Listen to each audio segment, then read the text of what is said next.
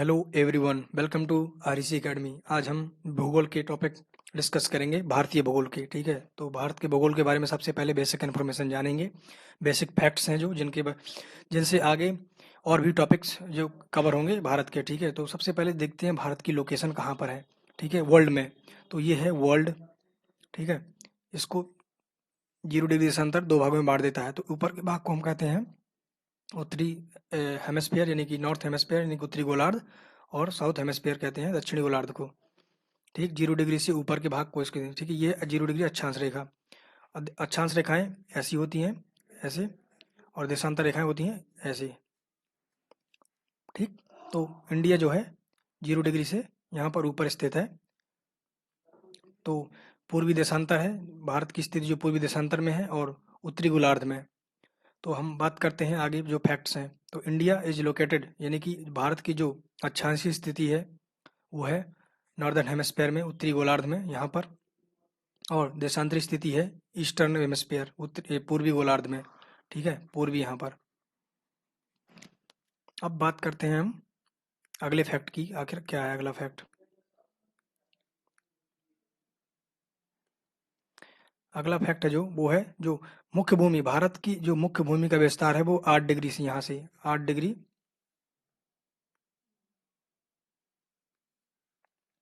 वो है 8 degree 4 minute से लेकर नॉर्थ में 37 डिग्री 6 मिनट। ठीक, उत्तरी गोलार्ध, नॉर्थ हेमिस्फीयर। और पूरब में बात करते हैं हम कि यहाँ से है 68, यह है 68 डिग्री 7 मिनट से लेकर 97 डिग्री 25 मिनट यहाँ। ठीक है, इस कॉर्नर तक, पूरब तक। ठीक है, तो जो 82 साढ़े 82 डिग्री है, यानी 82 डिग्री 30 मिनट जो है वो भारत का 82 डिग्री 30 मिनट देशांतर है जो वो भारत के मिर्जापुर से होकर गुजरता है, जो इलाहाबाद के पास है, यानी कि प्रयागराज। ठीक है, ये 5.5 घंटा आगे है कहाँ से? ग्रीनविच मीन टाइम से, जो लंदन में 0 डिग्री देशांतर से। और इसको एक्सेप्ट किया गया है as a standard time of India, यानी कि इंडियन स्टैंडर्ड टाइम में एक्सेप्ट किया गया है, जो कि 5.5 घंटे आगे है ग्रीनविच मीन टाइम से, 0 डिग्री देशांतर से। तो अब आगे हम बात करते हैं ट्रॉपिक ऑफ कैंसर की, जो कि कर्क रेखा है।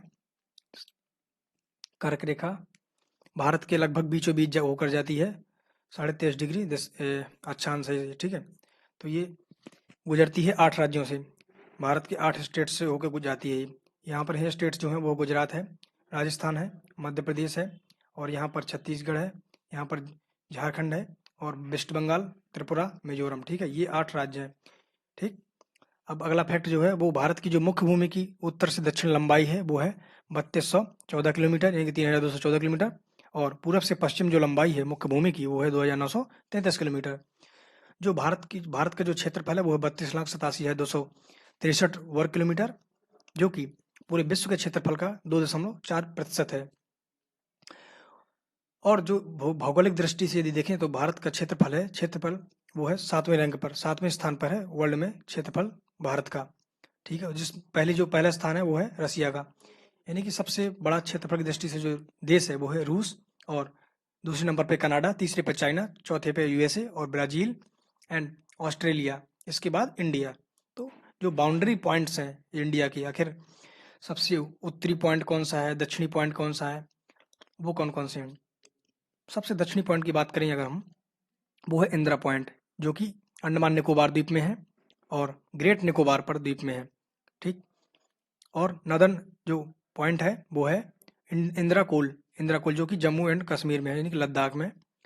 वेस्टर्न पॉइंट है जो पश्चिमी, वो है गुजरात में गोहार मोती या गौरमाता। और जो पूर्वी बिंदु है वो है किबिथु, अरुणाचल प्रदेश, यहाँ पर। ठीक है, ये है अरुणाचल प्रदेश, ये है गुजरात इस कोने पे। ठीक है, और जो सदर्न पॉइंट ऑफ मेनलैंड है, मुख्य भूमि का जो दक्षिणी बिंदु है वो है कन्याकुमारी, तमिलनाडु, यहाँ पे। ठीक, ये तमिलनाडु स्टेट है भारत की। भारत में 28 राज्य और 9 केंद्र शासित प्रदेश हैं।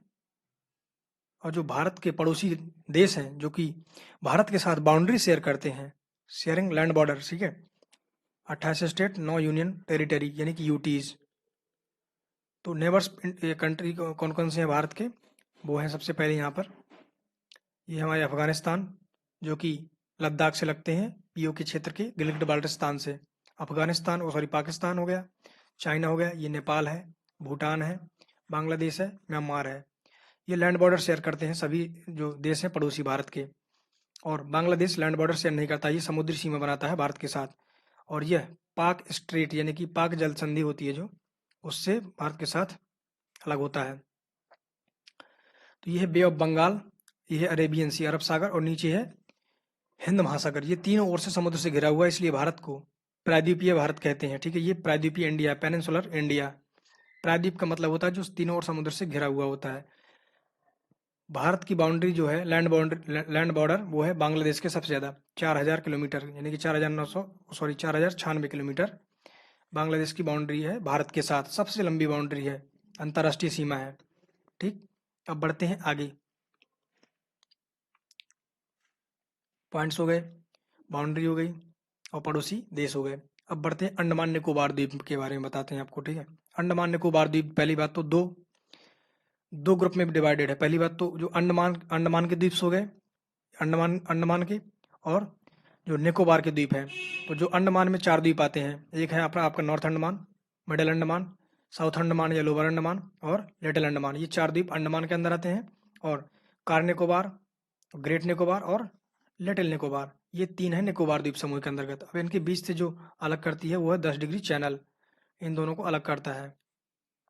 ठीक, अब बढ़ते हैं आगे। बैरन आइसलैंड, यानी बैरन के जो बैरन द्वीप है वो है एक्टिव वोल्केनो। ठीक है, एकदम एक्टिव ज्वालामुखी है वो, इंडिया का एकमात्र एक्टिव ज्वालामुखी है बैरन आइसलैंड, जो कि कहाँ पर है, ये मिडिल अंडमान के ईस्टर्न कोस्ट पे है। ठीक है, ईस्टर्न यहाँ पे है बैरन। और जो नारकोंडम है, ये ज्वालामुखी जो है एक्टिव नहीं है, ये बहुत पहले कभी एक्टिव है, वोल्केनो है, स्टंट वोल्केनो है। ठीक है, तो ये कहाँ पर है, ये है नारकोंडम, ये है नॉर्थ अंडमान के नॉर्थ ईस्ट में। क्या लिखा है इसमें, north eastern part of the north Andaman, ये लोकेटेड है क्या, नारकोंडम आइलैंड।